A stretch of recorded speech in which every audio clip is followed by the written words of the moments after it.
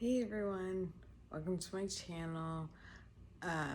As most of you know, I'm a stay-at-home mom of 11 beautiful babies, and um, I just wanted to invite you in today to talk about homeschooling and being a mom of basically a 4-year-old and what that looks like for me, and maybe give you guys some key helpers if some of you um, are thinking about homeschooling or maybe just started and feeling overwhelmed because there's a lot of information out there, and you might have a little bit of an experienced mom give you some guidance. So thank you again for coming and watching and taking your precious time to do that. I really appreciate it. Some of the things I want to talk about is a lot of times moms come up to me and they're like, my baby's 4 years old, we want to get started right away homeschooling this year. The truth of the matter is your baby's still really kind of young for traditional schooling. And although I love it because your child's ready and they're super smart, I just want to keep you from getting overwhelmed and knowing that, if you've had a bad day, it's all right type thing. So, um, first, a lot of moms ask me, like, what curriculum do I use? What curriculum do you use? And basically, I don't really use much of a curriculum um, when it comes to a 4-year-old. I have gone out and bought 4-year-olds box curriculums, and they are great. They come with basically every subject you could want to find. The problem with that is homeschooling a 4-year-old and getting them to sit down and do all this work that comes in this box curriculum is extremely hard. Like, I've done it and you can do it, but I don't know that it's the best use of time with your 4-year-old. Keep in mind, like, if you go into a preschool classroom, your kid's not actually sitting down learning and actually, working on books and stuff like that for the 4 hours that they're there. There's a lot of learning at this age that's happening through play, through other things besides or just life experience in preschool that does not involve them sitting down. So if you're like having trouble and your son or daughter doesn't want to sit down and do schoolwork, and now you feel like, oh man, I should send them to preschool because they're not learning home with me. They are actually learning being home with you. You should rest in peace in that, like, know that they're learning from you, even if it doesn't really seem like they are. The best thing that you can do with a 4-year-old is read to them. That is so powerful. They're learning that language, they're learning new vocabulary through books. That's so important. So if all you can do is sit down and read for 20 minutes every single day, you're doing a great, amazing job. And I also want to mention, don't forget those teachable moments. Like, um, maybe, or part of your day, you're cleaning up at, whatever. Bring them in, set the timer. That's what I do in my house. Like, I expect you to help me clean for the next 8 minutes. You know, and if you make it more fun, because 4-year-olds are great and fun, um, let's sweep together. Can you get me the broom? And you can throw in, and now they're learning how to clean up. And you can even throw in some extra teachable moments by asking, what letter does broom start with? And they'll be, if you've been working on letters, they might be able to tell you that broom starts with B. And so there's all kinds of things that you can do throughout your day to help your 4-year-old learn. Because just again, I'm going to say it again because they can't stress this enough that I've learned it from experiences. Don't forget those teachable moments. Like, they're so important. And it doesn't all have to be in the books. And if your child is not reading and writing accurately by the end of, preschool, that's okay.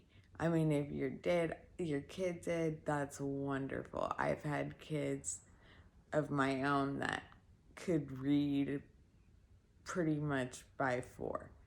And I've had kids that I've taught the exact same way that couldn't read by 4. It just, they just couldn't. And that's all right too. They needed longer. I'm going to give them longer. That's the benefit of homeschooling. And it's wonderful when you see them breeze through a curriculum that you bought. That's great too. Just keep on going. Just know that you're just doing the right thing by spending that special time with your baby.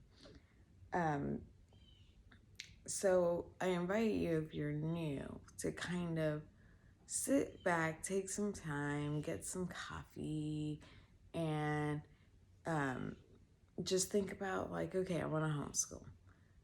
What is that going to look for? What does that look like for me? For me, it's going to be different than you, so I really can't answer that question for you. Also, like, what goals? Sit down and come up with some goals of what you want them to be able to accomplish by the end of the week, by the end of the month, by the end of the year. I want my kid to know his letters by the end of the year. Okay, great. So maybe that's when you get some curriculum and you're like, okay, this curriculum helps teach letters, so we're going to sit down for 8 minutes every day, and we're just going to really just focus on letter learning. And they'll pick it up quick. And make sure you're paying attention to those triggers, like them getting tired, them getting anxious. They can't sit there any longer, constant pencil dropping, like they keep dropping their pencil and they keep getting out of their seat and all that. Those are signs like, okay, time to start wrapping this up because mommy and you are going to get frustrated. So we don't really have to sit here any longer. And, okay, so now we're going to do some cleanup time and we're going to work together on cleaning up and playing with siblings. Those are okay times. Like, don't get frustrated. Oh, they've been playing too long, and I haven't sat down and I haven't done anything with them. You already gave them some key learning time, and they're learning from watching you all the time. So always just keep that in mind. You're doing the right thing by just making sure your baby or your toddler has everything they need. And just don't, I know I've said that a million times in this video, don't underestimate that. That's great. Your day might start out, you have this intention of sitting and down with your child, and maybe you have 2 younger ones like I do right now, and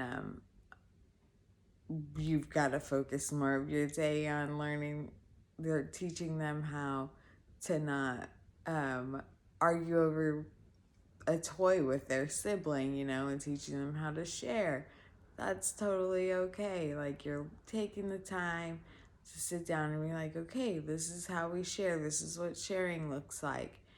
And because honestly, they gotta actually learn those things, like how to share, the joy of sharing. Like, all that could be another video all in itself. So, all those things that they have to learn, they don't necessarily always get during school time, but at preschool, the teacher spends time on teaching them how to share and what that looks like. And again, it's not book work. It's okay to step away from the book work sometimes and be like, we're gonna spend time learning how to share right now. We're gonna learn we're gonna spend time learning consequences of not sharing, those type of things. So again, you're doing a great job. Don't forget it. You've already taken the first steps. Like, I want to help my child be a better person. Do it. You're doing it. When you set those goals, also, like, make sure for your sake that you're not setting your goals too high. Like, that's my issue kind of with the box curriculum, is you get this big box full of books and it looks so great, and you're gonna do all these things in a day. We're gonna do math, we're gonna do reading, we're gonna do vocabulary, we're gonna do alphabet learning, we're gonna do all these things, and then all of a sudden you're like overwhelmed. So sit down, maybe just do 1-2 of those things. For me, for my 4-year-old, he's learning his alphabet right now. He got the uppercase letters really simply, and those were easy. The lowercase letters are much more difficult, and those are taking us a little more time, and that's okay. But he's learning every day, and that's all. Like, I couldn't ask for more as long as he's learning every day. So make sure you stick to those reasonable goals. I write my goals in pencil so that if they're accomplished, I write them down in pen. If they're not and they have to be changed, I can just easily erase and be like, okay, I need to look at this again. It's not working. Let's lower some goals or some expectations that more suit them, that more suit me, so that we can enjoy this time and it cannot be a frustrating mess.